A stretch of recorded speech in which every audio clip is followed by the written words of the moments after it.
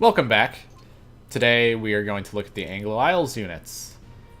So, the Anglo Isles weren't in Battalion Wars 1, so I don't actually have anything to compare their Battalion Wars 2 models to. But, overall, I like their designs, and I think that they were a good addition to the second game. And I think it was cool having them as the enemy from the get-go.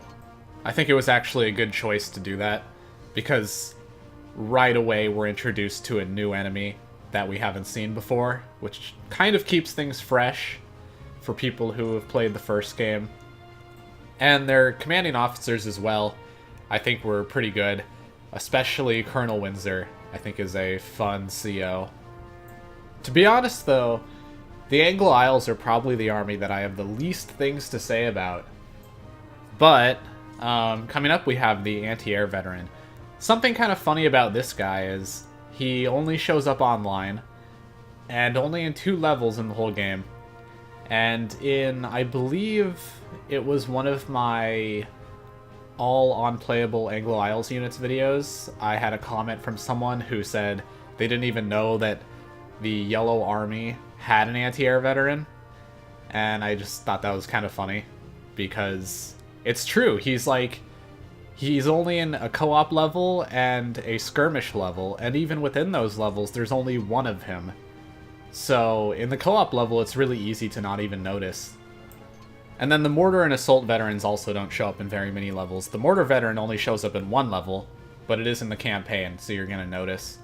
And the assault vet shows up in 2, one of which is the same co-op level that the anti-air veteran shows up in, which is Storm the Beaches.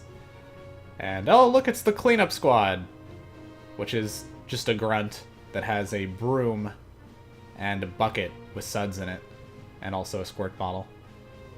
But one more thing I will say about the veterans is I remember doing a modding stream where I messed around with having veterans in vehicles, and I think that would actually be kind of a cool idea, because looking at the anti-air veteran reminded me that a lot of the veterans would look good as passengers in the vehicles instead of just grunts. Because, like, the anti-air veteran for the Anglo Isles looks like he could be a pilot, and it would probably be cool to have him in the pilot seat of the fighter, even though you don't really see the person who's sitting in there very often. And now we have the heavy tank. Something about this heavy tank that I thought was kind of interesting is it's really big. Like, definitely the fattest of the heavy tanks. Borderline battle station even, I would say. And it has the double cannon and everything. Which I know the Western Frontier also has a double cannon. But I just always thought that the Anglo Isles heavy tank kind of stood out from the rest, just because of how big it is. And I kind of expected it to maybe have more health than the other ones, but it didn't.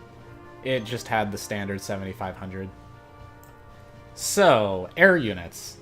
Something I can talk about for air units is that, as most people are already aware, the Anglo Isles were supposed to have a strato destroyer, but we never actually see it in the game, and it's not in the unit dossier either.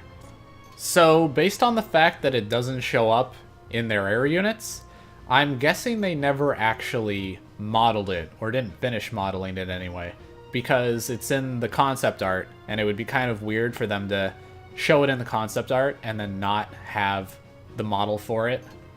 But that doesn't necessarily mean they didn't model it, because I'm pretty sure that they modeled the Exylvanian Light Recon. In fact, I'm like positive they did, because I remember seeing it on like one of the lead modeler's art pages on, I think, DeviantArt he had an account on or something. I don't remember where. But yeah, so it's possible it's there. And I think it is weird that they didn't end up using it, because the Solar Empire had the Dreadnought. And it would have been neat for the Anglo Isles to then have their secret thing that they were also working on.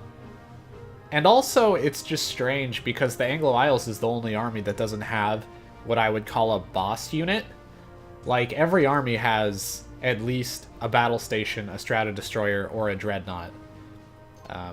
Because again, the Solar Empire has the dreadnought that shows up in 3-3. The Iron Legion has their battle station, which shows up a number of times. And then Tundra has both a dreadnought and a battle station. The Western Frontier and Exylvania have all three. So, yeah, it would have made sense, given that every other army has something like that. But anyway, we're actually approaching the end of this.